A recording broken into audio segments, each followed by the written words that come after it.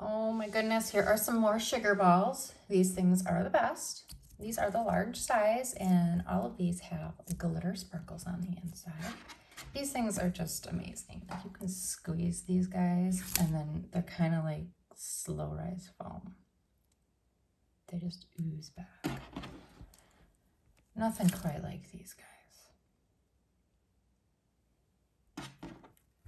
They have a slightly sticky skin at first, but with play, it goes away. But when you wash them again, it's going to come back.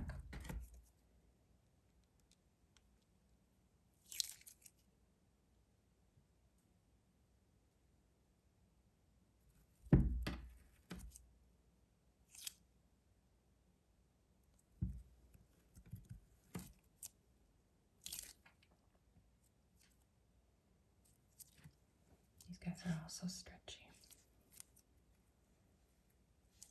Now, when you are stretching a ball, be very careful where this plug is. If you stretch it too far, you could just snap open that seal, and that's how most balls break. So it's good when you're squeezing them to kind of keep that part in your palm so you're not accidentally ripping it.